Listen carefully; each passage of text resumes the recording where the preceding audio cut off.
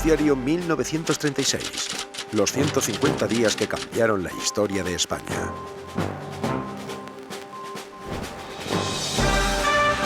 Noticiario independiente de la tarde. Desde nuestros estudios de la calle Antonio Maura de Madrid.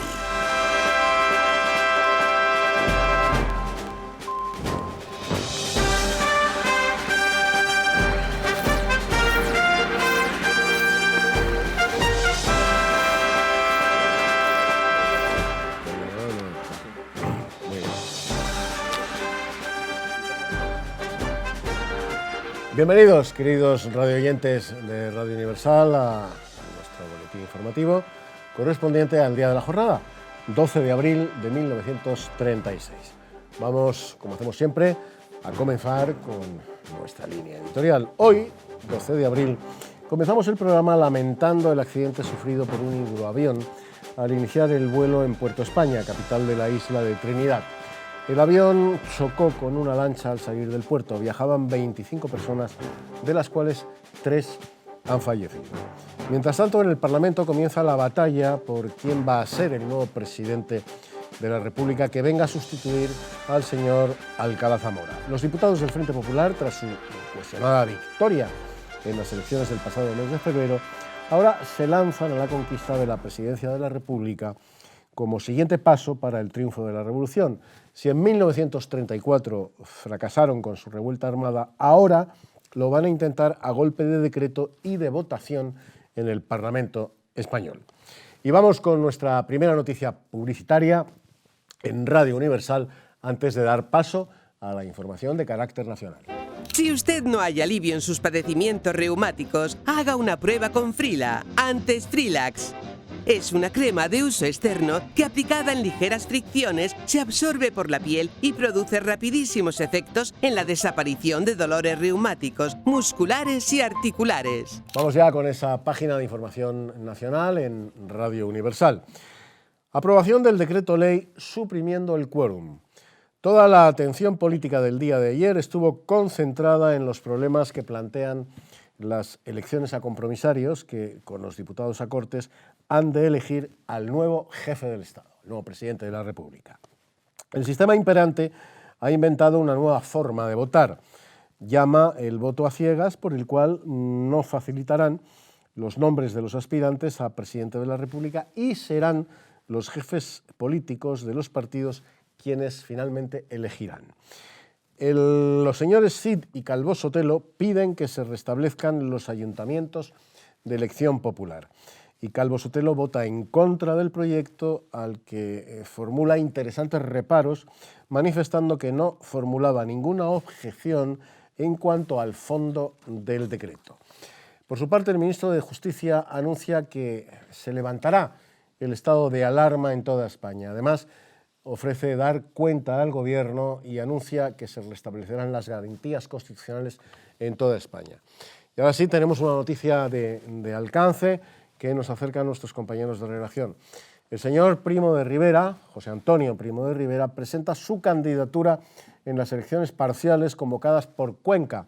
La noticia ha causado excelente impresión en todo el sector derechista español. Y terminamos con noticias de Segovia, donde se ha producido, como ya les informábamos, el robo de 5 cuadros del Museo Provincial, pero las actuaciones policiales no han dado, hasta el momento, ningún resultado. Y antes de pasar a la página de información internacional en Radio Universal, vamos con otra noticia de publicidad. Cafiaspirina, 1 o 2 tabletas vencen el dolor más rebelde y devuelven a nuestro semblante la acostumbrada expresión de bienestar y optimismo. Cafiaspirina Bayer. Abordamos ya la información internacional en nuestro boletín de Radio Universal. Se duda que Italia acepte el armisticio y teme nuevas sanciones. Por lo tanto, el presidente de la República de Cuba ha sufrido un atentado cuando asistía a los cultos de Viernes Santo. Y nos acercan, gracias, noticia de última hora de nuestra redacción.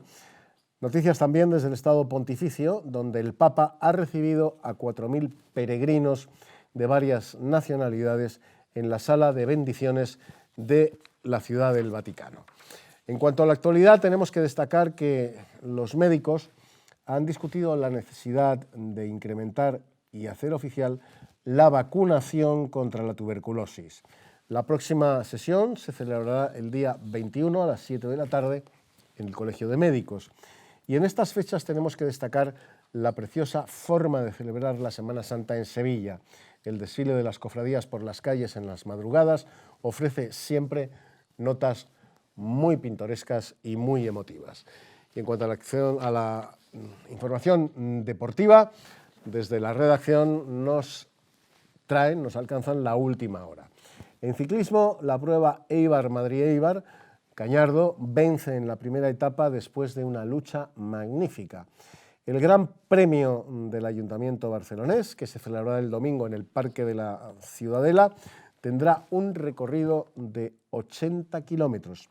Y hoy comienzan los primeros campeonatos universitarios de atletismo a las 10 en punto de la mañana. Y además se jugará la final anticipada del Campeonato Nacional de la Liga de Fútbol entre el Athletic de Bilbao y el Madrid Fútbol Club. Y para despedirnos, lo vamos a hacer como es costumbre en Radio Universal, con una melodía musical de nuestra selección. Hasta mañana, amigos. Muchas gracias por su atención. Adiós. Una dalia cuidaba Sevilla en el Parque de los Montpensier. Ataviada de blanca mantilla parecía una rosa de té. De Madrid con chistera y patilla vino un real mozo muy cortesano y a Mercedes besó en las mejillas. Aquí estamos, procedentes del 12 de abril de 1936, en el 12 de abril de 2019. Y volvemos a estar con mi querido Luis Togores, profesor, historiador, escritor, prolífico escritor, no me cansaré, vuelvo a repetirlo, y esto no es dorarle la píldora, a mi provecta edad ya no me tiene que examinar de nada Luis Luego Togores. recuerda que te dé el sobre con lo que... Cuyas obras yo recomiendo para entender aquello que decía Ortega, no sabemos lo que nos pasa, y eso es lo que nos pasa, que no sabemos lo que nos pasa. Pues para entender lo que nos pasa hay que leer a Luis Togores. Vamos a ver, Luis, el estado de alarma seguía vigente en toda España y el restablecimiento de las garantías constitucionales, ¿de qué estamos hablando? Vamos a ver, una de las cosas que la gente no conoce, y le he hablado alguna vez con algún amigo magistrado, y es que la República casi está siempre en estado de excepcionalidad. La excepción es que esté normal. Normal. Eso es la excepción. El estado de alarma era una cosa que se había inventado la República junto con las leyes de protección de la República, que era una especie de estado de guerra, pues con una serie, toque de queda, etcétera, etcétera, con una diferencia fundamental, y es que el ejército no intervenía en el control de la sociedad. Era una cosa, digamos, puramente policial, entre gobernación, la policía, la Guardia Civil, pero era un estado de excepción, es decir, que donde se podían tomar prácticamente ninguna medida, se podían entrar en las casas, etcétera, etcétera, y además quitadas muchas de los derechos constitucionales. Por ejemplo, vamos a poner el clásico, el habeas corpus, pues que te podían detener, y entonces eso lo que permitía al gobierno, con esa supuesta ley de protección de la República, pues recordemos que había habido dos intentos para acabar con la República. Uno es la Sanjurjada, que fue un golpe, digamos, pequeño, y luego el brutal golpe del 34, es decir, que además es en Asturias y en Barcelona, pero también se produce en Madrid y en otras ciudades de España. Entonces, esa ley de protección de la República, pues lo que le daba al gobierno una serie de derechos brutales, y que prácticamente casi todo el Frente Popular, pero antes, desde el año 31, está funcionando, y que luego continuará, ya es lógicamente, con el estado de guerra. Durante la guerra sigue el estado de alarma, porque el Frente Popular no quiso nunca establecer el estado de guerra, porque pasaba el poder del poder civil al poder militar, con lo cual prácticamente hasta muy avanzada la guerra siguieron con el estado de alarma, para no hacer que Miaja, Rojo, etcétera, tomasen el control. Entonces, es curioso que el sistema que dura durante los 5 años de República se extienden luego a la guerra, pero precisamente para eso, para que los militares no hagan el control. Pero es una especie de estado, digamos, militarizado, etcétera, etcétera. Vamos a ver, el tema caliente es, como hemos venido informando, es la elección del presidente de la República. Pero ¿se quería cambiar el sistema? En lugar de elegir un nombre, se elegirá un partido que designaría a su candidato. ¿Esto es normal? ¿Esto suponía todo el poder para los partidos? ¿Todo el poder para los soviets, que decía Lenin? Sí, en realidad, vamos a ver, el problema está que si se votaban los compromisarios había que elegir gente con nombres y apellidos. Y ya había salido rana Niceto Alcalá Zamora, porque en el sistema que se le había elegido a él, se elegía a la persona. Y por tanto el presidente de la República tenía mucho poder, podía desconvocar las Cortes, podía hacer muchas cosas. Pero era un poder que él entendía con mucha lógica, un poco lo que le pasa a los jueces norteamericanos del Supremo, que le elegían a él. Y por tanto las atribuciones del presidente de la República la tenía una persona concreta, no un partido. Y evidentemente con Niceto esto había salido rana porque él, según iba avanzando la República, se había sentido descontento.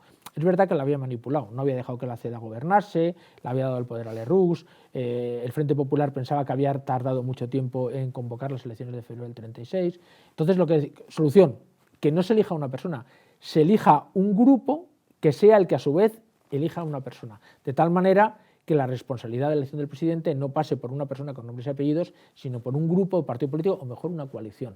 Y evidentemente eso lo que hacía es que desustentaba este poder en cierta forma independiente respecto al resto de del entramado político y gubernativo de la República, el papel del presidente. ¿Qué es lo que pasa en Francia? ¿Eso cómo se llama la cogobernación? ¿O la cohabitación. La cohabitación, que puede ser el presidente de un sitio, el presidente del gobierno de otro, y evidentemente eso da garantías a los ciudadanos. Bueno, pues lo que se quería eliminar era esa garantía. Lo que se quería es que el partido que gobernaba en el Parlamento tuviese un presidente de la República del suyo y no pudiese ocurrir que hubiese, digamos, diferencias ideológicas y de proyecto político, que es lo que había pasado con Niceto. Claro. Y eso evidentemente de quién iba en detrimento, de los ciudadanos normales. Por eso ahí viene todo el tema de la manipulación del sistema para que todo vaya en la misma línea, en manos de la misma gente, de los mismos partidos. Se había vuelto a convocar, Luis, para repetir las elecciones de febrero en Cuenca. Bueno, parece increíble. José Antonio Primo de Rivera en la cárcel se quería presentar por Cuenca. Claro, para conseguir, digamos, al ser diputado, tener una situación judicial, digamos, de garantías. Claro, recordemos que a él le habían intentado meter varias veces por delitos pequeños en la cárcel para no sacarlo, y de hecho seguía en la cárcel modelo, ¿no? Sí. Entonces era por eso. Entonces él iba empalmando juicios, salía de uno, pero sin tenencia ilícita de armas, digamos, calumnias, propaganda y tal. Pero si hubiese diputado, digamos, estaría con las garantías que tenían los diputados en Cortes. Pero se presenta en Cuenca porque prácticamente 3 meses después de que se han producido las elecciones, todavía había asientos en las Cortes que seguían sin ocupar, porque estaban discutiendo, imaginémonos ahora, si las votaciones habían sido legales o no, se habían impugnado, los votos no coincidían, habían votos que habían desaparecido, y entonces, claro, pues en Cuenca, en Granada, en otros sitios, estaba esa discusión. Hombre, yo creo que lo verdaderamente interesante es, vaya sistema democrático que tenían, evidentemente no había informática, no había ordenadores, etcétera, pero que 3 meses después seguían todavía discutiendo si había, y sobre todo en un sistema de segunda vuelta, si todavía había gente, asientos vacíos en el Parlamento, sobre todo cuando ya teníamos gobierno. Es decir, sí, porque lo lógico hubiese sido que Prieto hubiese seguido hasta que el Parlamento quedase cerrado y no que dimitiese antes incluso de saber quién había ganado las elecciones. Bueno, pues ese sistema seguía funcionando y estamos aquí los últimos extentores de elegir los últimos diputados que todavía faltan por algunas circunscripciones. Hombre, no era el caso, pero a lo mejor que saliese en Cuenca 4 o 5 de un sitio o de otro podía cambiar quién gobernase. No ocurre así porque ya se había encargado el Frente Popular de que las cosas cuadrasen. Eso no sucediera. Pero bien, pero podría haber ocurrido, con lo cual... Sí. Eso era un sistema, digamos, la deficiencia del sistema de elecciones que tenía en la España del Frente Popular, realmente no el Frente Popular, sino de la República. Es que en cuanto a la limpieza democrática que dicen ahora, desde las elecciones del 36, de febrero del 36, perdón, hasta el 12 de abril, y en fechas que luego iremos viendo, es que es todo como un engendro democrático. O sea, pero vamos a ver... Hay que decir una cosa, que la época anterior tampoco era mejor, ¿eh? No, claro, sí, por supuesto. La época de la restauración, de cuando muere Cánovas y ahí desaparece Sagasta y empieza ya oligarquía y caciquismo y tal, es decir, que había una tradición de marrulleo en la última época de Alfonso XIII, donde los partidos eran de otro estilo, pero eran un sitio de corrupción, digamos, democrática. a la República, que sencillamente sigue el mismo Hereda estilo. esa tradición. Lo que pasa que va hacia otro lado, en vez de ir hacia Romanones, pues va hacia Largo Sí, Caballero. Romanones, que era un maestro. Un esto. maestro, sí, era el rey de la compra de votos. Yo siempre me acuerdo que eso se llegó a prohibir. Es que, antes había unos carteles que ponían en las puertas de los colegios electorales: se compran votos, se da una peseta o una entrada para los toros. Y eso afortunadamente se prohibió. Pues nos tenemos que ir, querido Luis. Ha sido como siempre un placer tenerte con nosotros, y a todos ustedes, ya lo saben, hasta mañana a las 9:30 de la noche en punto. Tenemos esta cita, Noticiario 1936. Hasta entonces, amigos, muchas gracias y adiós.